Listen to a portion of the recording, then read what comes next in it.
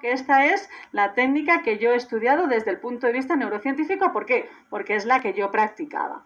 Entonces, en Estados Unidos, sobre todo en California, hace ya 10 años se empezó a estudiar cuáles eran las bases químicas de estas técnicas. ¿Y qué se vio? Pues que afectaban muchísimo a lo que era el sistema endocrino.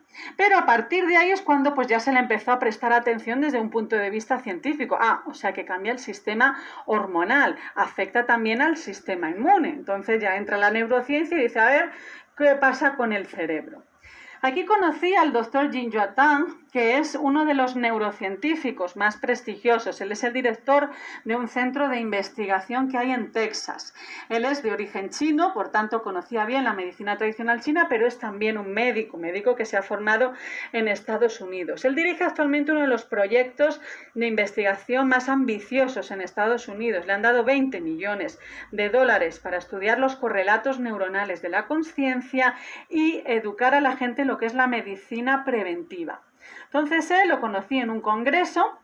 En verano coincidimos, él vio pues que nos dedicábamos a lo mismo, que teníamos interés y hemos empezado pues a colaborar, hacemos investigaciones, estamos en este proyecto inmenso que son los correlatos neuronales de la conciencia. ¿Y qué hizo él? Él publicó un artículo, fijaros, en el año 2007, hace ya tiempo, en la revista PNAS, que es también una de las revistas más prestigiosas, o sea que no son revistas, pues eso, que publicas por ahí, todo esto pasa por tribunales científicos que suelen ser bastante exigentes. ¿Y qué es lo que él hizo? Aquí os lo he pasado al español.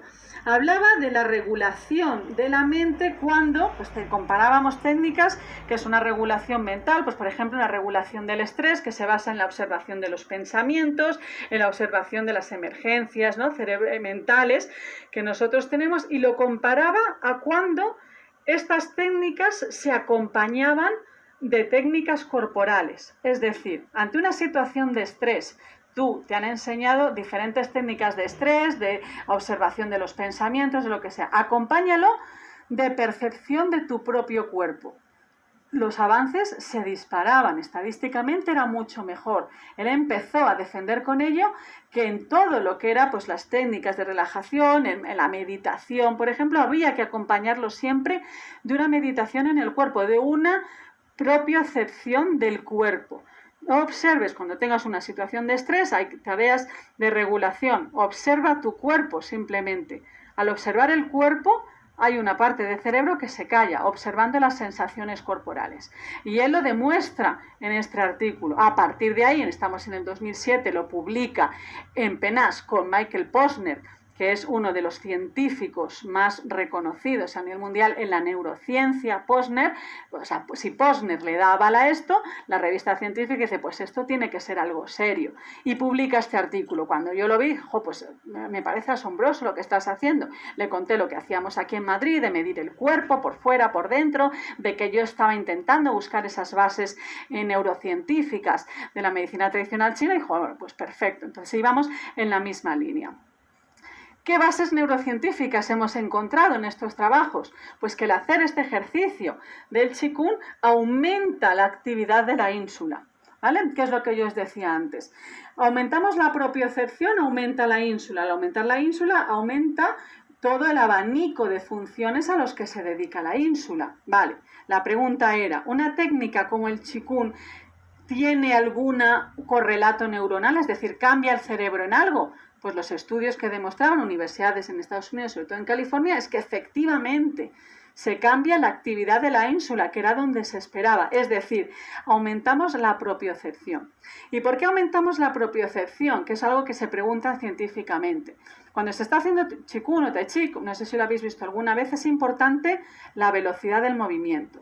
Cuando nosotros hacemos algún tipo de ejercicio, por ejemplo, mover el brazo, estamos haciendo así, efectivamente, ahora mi cerebro sabe que yo estoy moviendo el brazo, está prestando mucha atención a mi brazo y está aumentando, pues vale, sí. Entonces, si yo esto lo hago siempre, pues mi cerebro cada vez más va a darle más importancia a mi brazo. ¿Por qué? Porque estoy todo el día haciendo así. ¿Qué pasa? Y luego lo probáis en casa, lo probáis aquí. ¿Cuál es la diferencia entre hacer así y hacer así? Vosotros lo podéis observar. La cantidad, la temperatura, la cantidad de sensaciones que surgen en el brazo por hacer un movimiento lento. Aquí sí que estoy aumentando la propiocepción. ¿Vale? ¿Por qué? Porque el cerebro lo rápido muchas veces no se da cuenta, porque necesita tiempo para procesar. Y entonces esto yo lo estoy haciendo de forma automática. Lo ves, puedo estar así y pensando absolutamente las musarañas. Hacerlo despacio es poner muchos más recursos neuronales en el movimiento de este brazo. ¿Por qué? Porque lo estoy haciendo despacio. Y eso es muy importante, aparte de las bases científicas, de la coordinación de diferentes movimientos, porque generan un automasaje mecánico por dentro. El movimiento lento y orientado en diferentes posiciones, como luego os voy a enseñar, aumenta la propiocepción. Si hago así, pues vale, aumentaré mi músculo, aumentaré mi representación cerebral de mi brazo, pero no he aumentado mi propiocepción. Si lo hago lento y regularmente, sí que estoy aumentando la propiocepción de mi brazo. Luego lo probéis en casa, la diferencia entre hacer una cosa rápido y hacerlo lento. Veréis cómo empezáis a sentir mucho calor.